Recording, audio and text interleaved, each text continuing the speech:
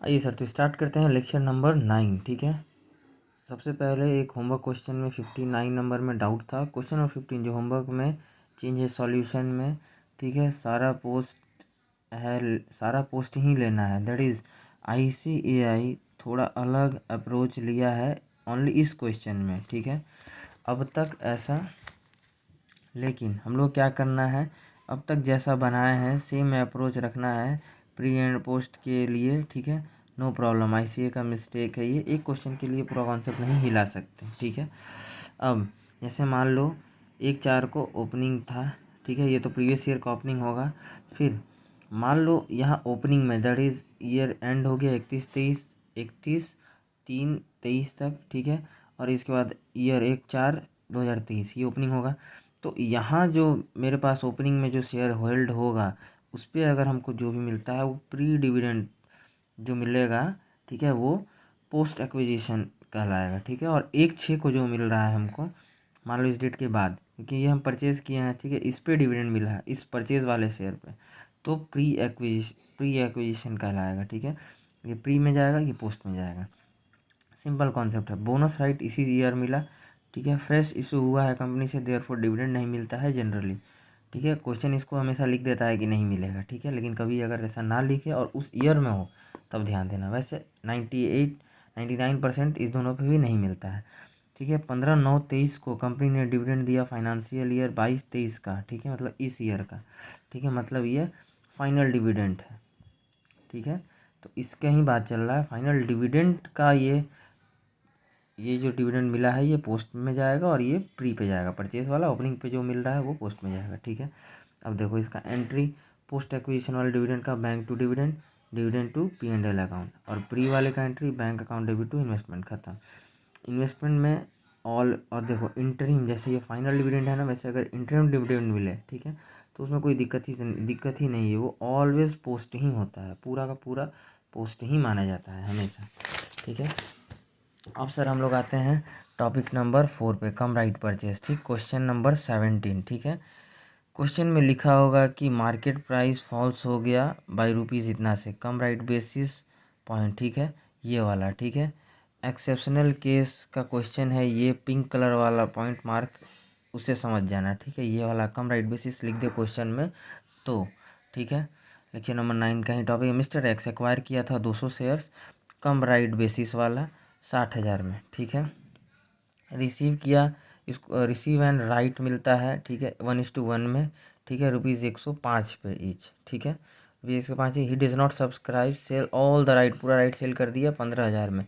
Market value of shares after then becoming ex right मतलब जैसे ही right issue हुआ उसके बाद 50,000 वैल्यू हो गया। तो what should be the accounting treatment, क्या होगा। मिस्टर एक्स इन्वेस्टर है, सिंस 60,000 में ख़रीदा था, राइट इशू के बाद 50,000 वैल्यू हो गया। ठीक है, दैट इज़ 10,000 घट गया, ये मैनेज हो जाएगा 15,000 में से जो राइट सेल किया है उसमें से। दैट इज सिंस 15,000 आया है, 10,000 एडजस्ट हो जाएगा विथ कॉस्ट ऑफ इन्वेस्टमेंट में। ठीक है, वहाँ लेस कर लो, और जो 15,000 आया है ये ट्रांसफ़र कर दो बचा हुआ को P&L में। यही हम लोग सीखे थे, यही सॉल्यूशन लिखता है। ठीक है, एस का सबसे पहले स्टेप 1 एस का रूल लिख दिया गया। ठीक है, फिर क्वेश्चन में हो क्या रहा है वो लिख दिया। ठीक है, 50 कि in this case market value 200 shares bought किया था एक्स। ठीक है, और फॉल्स करने के बाद 50,000 वैल्यू हो गया, वो लिख दिया। एंट्री क्या होता है, bank account debit to investment to P&L, investment में 10,000, यहाँ 5,000, और बैंक अकाउंट डेबिट में 15,000, ये एंट्री है इसका। ठीक है, इन दिस केस कंक्लूजन दे दिया कि 15,000 को में से 10,000 को एडजस्ट कर लो कॉस्ट में से, और 5,000 जो बच रहा है उसको P&L में भेज दो। ठीक है, कंक्लूजन दे दिया, ख़त्म हो गया। अब आता है सर क्वेश्चन नंबर 18। ऑन 1 अप्रैल 2021 को मिस्टर श्याम, ओपनिंग बैलेंस है 10,000 का। ठीक है, इक्विटी शेयर्स ऑफ 1,20,000 जिसका फेस वैल्यू है 100 ईच। ठीक है, 5/4/2021 को फर्दर परचेज किया 200 कम राइट वाला शेयर, ये लाइन लिख दिया ना, एक्सेप्शनल केस है, ये लाइन बताता है ये ग्रीन वाला। ठीक है, come right shares 135 each. On 8/4/2021 को डायरेक्टर ऑफ एक्स इंटरनाउस राइट इशू कर दिया 1:6 में मिस्टर श्याम। ठीक है, ये एक्सेप्शनल कंडीशन लगेगा बिकॉज पूरा 100% ही सेल कर दिया है, ये भी एक सिग्नल है। ठीक है, मिस्टर एक्स वेव कर दिया, वे ऑफ कर दिया, सेल कर दिया पूरा का पूरा 100% सेल कर दिया एंटाइटलमेंट, ठीक है, मिस्टर राहुल को, ठीक है, एट द रेट 20 रुपये में। All the shares of held by Shyam acquired on come right basis पे, ठीक है। Total market x price after declaration of right got reduced by 3400। ये पॉइंट मतलब एक्सेप्शनल केस का क्वेश्चन है, ठीक है। राइट गिर गया 3400 से। ऑन 10/4/21 को श्याम सोल्ड कर दिया 350 शेयर 140 में।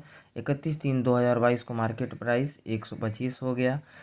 You are required to prepare the investment account books of Shyam in the year for year ended 31/3/2022 assuming share are being valued at average cost, it is weighted method को use करना, ठीक है। अब इसका sir हम लोग answer देखते हैं यहाँ पर, ठीक है। बुक का क्वेश्चन नंबर 17 सॉल्व किया, फिर 18 स्टार्ट किया। क्वेश्चन नंबर 18, ठीक है। Book of mister Shyam investment in equity shares to balance brought down. Opening balance था 1000 शेयर्स, अमाउंट लिख दिया 200 इंटू 135, ठीक है, 1,20,000, सॉरी ये नीचे का 1000 शेयर्स था, 1,20,000 वैल्यू था, ठीक है। फिर 5/4 को और परचेज़ कर लिया 200 इंटू 135 में, दैट इज़ 200 परचेज़ किया 27,000 में, ठीक है। फिर 8/4 को सेल कर दिया, ठीक है। देखो रिटर्न रिड्यूस किया इन्वेस्टमेंट के कॉस्ट में से, एक्सेप्शनल केस है ये, पारा 13 एंड 13 का, ठीक है। तो सेल किया तो यहाँ नंबर ऑफ डिवेंचर्स नहीं, सेल नीचे किया है, ये भी आएगा, ये आ रहा है सर, सॉरी ये आ रहा है ठीक प्री डिविडेंड के जैसा, ये वहाँ चला जाएगा, ठीक है। अब ये आ कहाँ से रहा है, ये इसके लिए आपको सर मेरे साथ चलना होगा वर्किंग नोट पे, ठीक है। देखिए working note number 1, right entitlement था 1200 शेयर इसके पास होल्ड था, ठीक है। 1/6 200 शेयर सेल ऑफ राइट 100% कर दिया है, 200 इंटू 20 रुपये में 4000 आया। 3400 कहता है रिड्यूस कर लो कॉस्ट ऑफ इन्वेस्टमेंट में से, ये एक्सेप्शनल केस अलाउड करता है, पारा 13 ऑफ एज 13 का, ठीक है। तो यही 3400 यहाँ पे बाई बैंक अकाउंट रिड्यूस किया है इन्वेस्टमेंट का कॉस्ट में से, एक्सेप्शनल केस ऑफ पारा 13 अलाउड करता है, ठीक। प्री वाला डिविडेंड के जैसा यहाँ पे माइनस हो जाएगा, ठीक है। इसको प्री डिविडेंड मान के यहाँ से लेस कर दिया, ऐसा समझ लो इन शॉर्ट में। फिर यहाँ आता है 600 जो बच रहा है P&L अकाउंट में ट्रांसफ़र हो जाएगा एज पर पारा 13 ऑफ एज 13। एंट्री क्या होगा, bank account debit 4000, to investment से एडजस्ट कर लिए 3400, टू सेल ऑफ राइट कर दिए 600, दैट इज़ P&L में भेज दिए 600 को, यही है, ठीक है। उसके बाद points in the question, share purchase किए थे कम राइट वाला, and sale of rights entitlement 100% sell कर दिया, मार्केट वैल्यू रिड्यूस हो गया। ये तीनों पॉइंट बताता है कि ये कम राइट ये जो है right entitlement that is exceptional case का क्वेश्चन है, ठीक है, ये चीज़ समझ गए।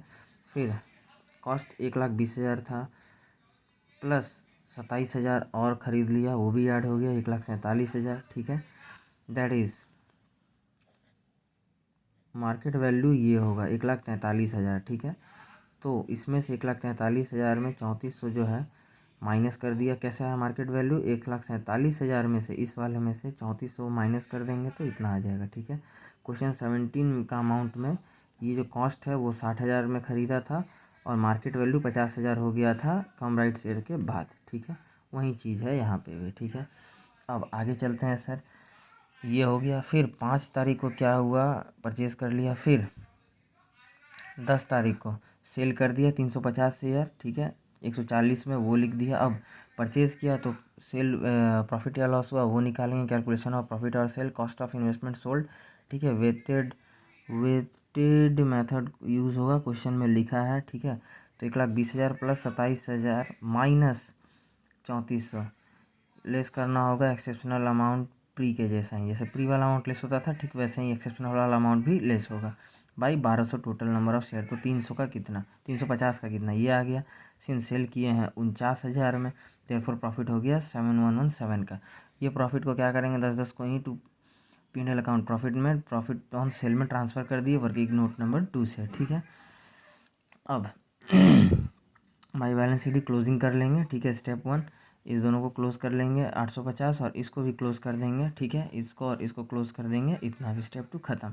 अब क्वेश्चन में एक और पॉइंट कहा था कि वैल्यूएशन करना है, तो वैल्यूएशन के लिए working note number 3 since number of shares 850 balancing figure है नंबर वाले कॉलम का, number 1 cost balancing figure, that is balancing figure है अमाउंट वाले कॉलम का। मार्केट वैल्यू 850 इंटू 125 ये गिवन है क्वेश्चन में।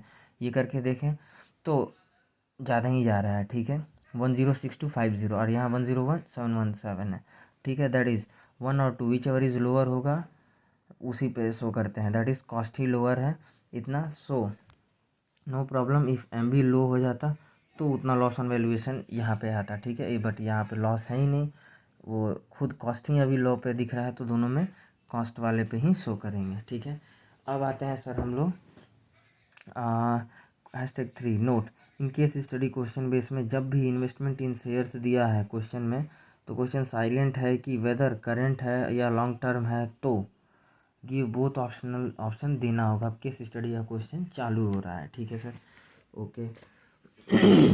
तो सबसे पहले सर हम आते हैं केस स्टडी का क्वेश्चन नंबर 1 पे, ठीक है, एज 13 का।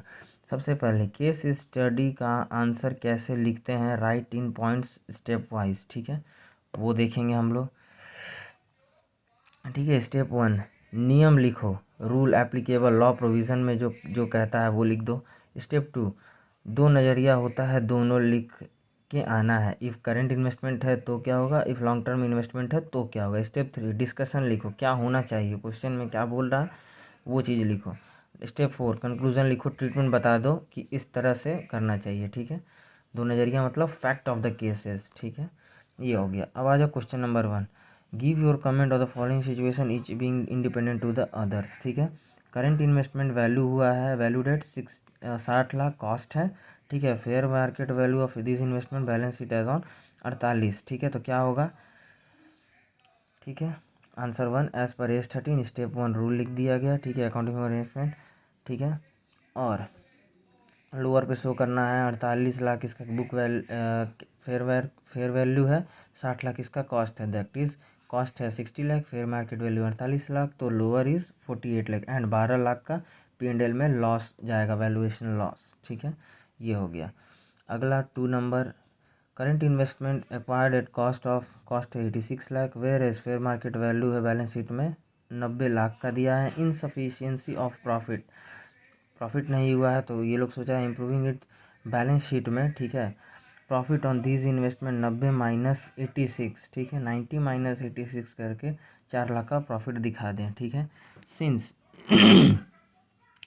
फाइनेंशियल स्टेटमेंट इम्प्रूव करने के लिए क्या यहाँ 4 लाख का प्रॉफिट दिखा सकते हैं, कोई दिखा सकते हैं, सिंस कोई प्रॉफिट नहीं हो रहा है बिजनेस में अब तक, तो ये लोग ये सोच रहा है किसको शो कर दें, बट ऐसा कुछ नहीं है। Since which ever is lower पे शो होगा, कॉस्ट 86 लाख, ठीक है, और फेयर मार्केट वैल्यू है 90 लाख, ठीक है। Conclusion treatment done by entity is not correct, ठीक है, उसको शो करना चाहिए at lower, that is 86 lakh cost पे, यही इसका आंसर है, ठीक है। अगला क्वेश्चन नंबर 2, ठीक है, miss Narayan garments company limited investment किया शेयर ऑफ अनदर कंपनी में 1 नवंबर 2021 को, कॉस्ट है 3 lakh. It also earlier purchased gold खरीदा था 3.5 लाख का, सिल्वर लिया था 1.5 लाख का, ठीक है, 1 अप्रैल 2021 को। मार्केट वैल्यू 31 मार्च को गिवन है, 2021 में 2022 का इन्वेस्टमेंट आ रहा है फॉलोज, ठीक है।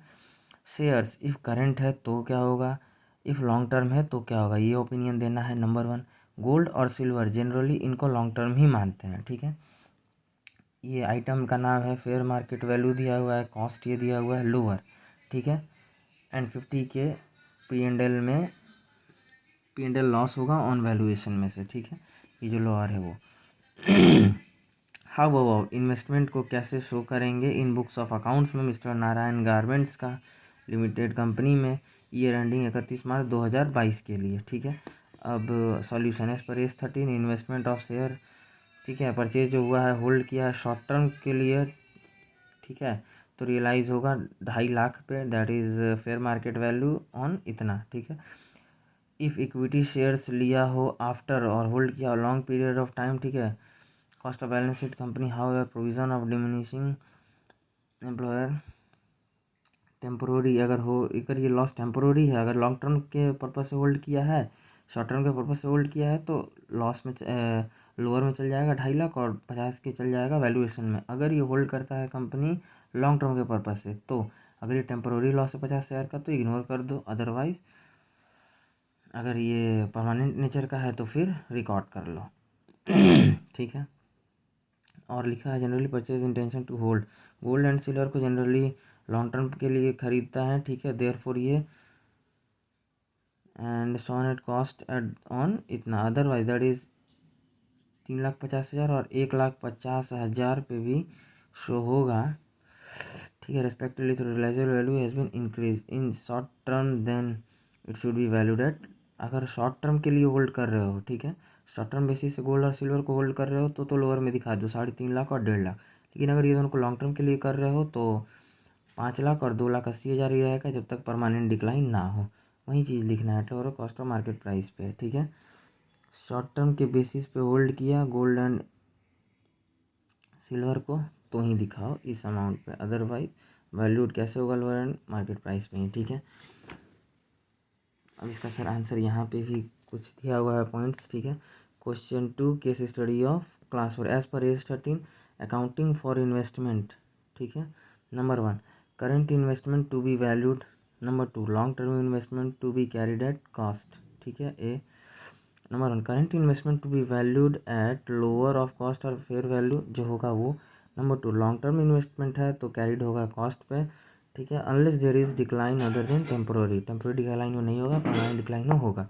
Number 1 investment in shares if assume to be current investment, तो एज्यूम किए करंट इन्वेस्टमेंट है तो सिंस कॉस्ट है 3 लाख, मार्केट वैल्यू है 2.5 लाख, तो वैल्यू होगा एट लोअर 2.5 लाख पे एंड लॉस ऑफ 50,000 का चला जाएगा चार्ज टू P&L अकाउंट में। ठीक है, इसके बाद सर आता है इफ़ एज्यूम करेंगे लॉन्ग टर्म इन्वेस्टमेंट तो valued at cost that is 3 lakh. ठीक है, unless there is permanent decline हो ना हो तो। ठीक है, number 3 investment in gold and silver generally consider माना जाता है लॉन्ग टर्म इन्वेस्टमेंट, वैल्यू होगा कॉस्ट पे गोल्ड और सिल्वर। ठीक है, नोट 1 शेयर के केस में दोनों एन आंसर देना, करेंट इन्वेस्टमेंट माने तो क्या होगा, लॉन्ग टर्म इन्वेस्टमेंट माने तो क्या होगा। Number 2 gold and always long term ही माना जाता है, देयरफॉर कॉस्ट पे रिकॉर्ड होगा ये वाला। ठीक है, बट इफ़ क्वेश्चन बोल दे कि करेंट इन्वेस्टमेंट होता तो भी मार्केट वैल्यू पर ही रिकॉर्ड होगा, बिकॉज इसका मार्केट रेट बढ़ता ही है, हमेशा ऑलवेज बढ़ता है। ठीक है, यही चीज़ लिखा गया है। अब अगला सर हम लोग क्वेश्चन नंबर 8 देखते हैं, फिर ये लेक्चर ख़त्म हो जाएगा। यहाँ पे फिलहाल ये चीज़ देख लो, step to solve case study question क्या कहता है टीचर की। स्टेप 1 एस का नियम लिखना है, एस रूल ही नॉर्मल लगेगा उस कीवर्ड को ICI का लिख दो। क्वेश्चन क्या कहता है वो लिखना है फैक्ट्स ऑफ क्वेश्चन में। और नंबर 3 स्टेप 3 कंक्लूजन क्या होना चाहिए वो लिख दो। यहाँ वो ख़त्म हो जाता है।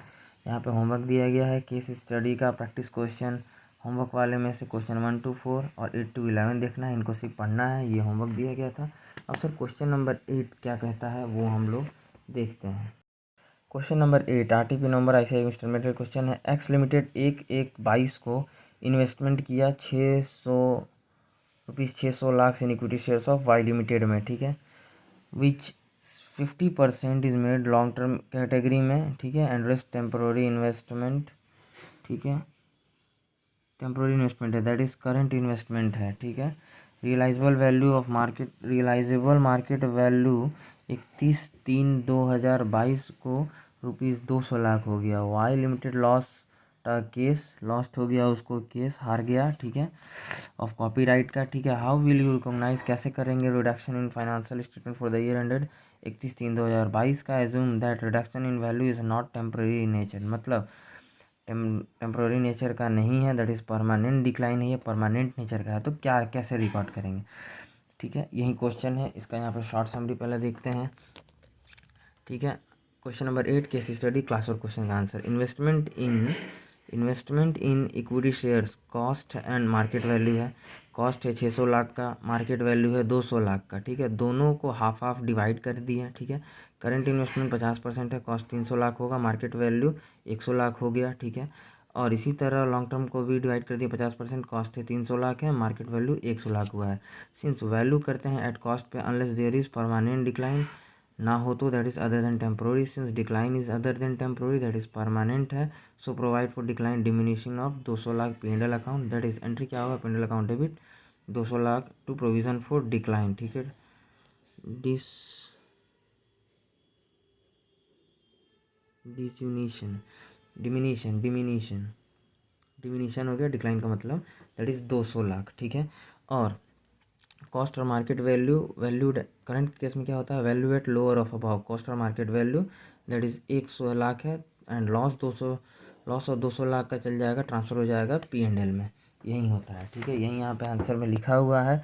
एक्स लिमिटेड इन्वेस्ट किया 600 लाख इक्विटी शेयर्स में, वाई लिमिटेड का, ठीक है, होल्ड किया था 50% long term that is 300 lakh, and remaining temporary current that is 300 lakh का करंट है, ठीक है। रियलाइजेबल वैल्यू 31 मार्च को become 200 lakh that is 100 lakh respect of current investment, 100 lakh in respect of long term investment. As per as 13 का rule कहता है current को lower और कॉस्ट और फेयर मार्केट वैल्यू जो भी लोअर हो उस पर शो करो, ठीक है। ऐसे ही value at investment held as temporary investment should be at realisable value that is 100 lakh, reduction of 200 lakh carrying value हो जाएगा, ठीक है। प्रॉफिट P&L में चला जाएगा, बाकी का लॉस, ठीक है। आगे कहता है लॉन्ग टर्म इन्वेस्टमेंट के केस में एट कॉस्ट पे दिखाया जाएगा when there is a decline other than temporary हो तो।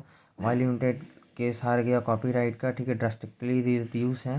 रियलाइजेबल वैल्यू, ठीक है, मतलब परमानेंट डिक्लाइन है। लूजिंग द केस कॉपीराइट में इफेक्ट लॉन्ग रन तक रहेगा। According appropriate reduce of carrying amount, ignore of carrying amount of long term investment by 200 lakh and show investment show करना है 100 लाख पे, और 200 का कैरिंग अमाउंट ऑफ मतलब P&L में भेजना है। Reduction of 200 lakh carrying amount of long term investment will be charge to P&L में चला जाएगा, ठीक है। बस यही आंसर लिखता है, ठीक है।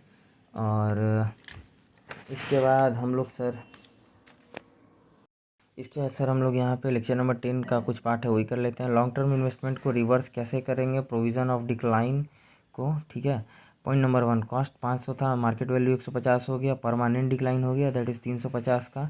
एंट्री क्या करेंगे, ये P&L account debit to provision for decline 350 का, ठीक है। एंड बैलेंस शीट में ऐसे शो होगा ये, ठीक है।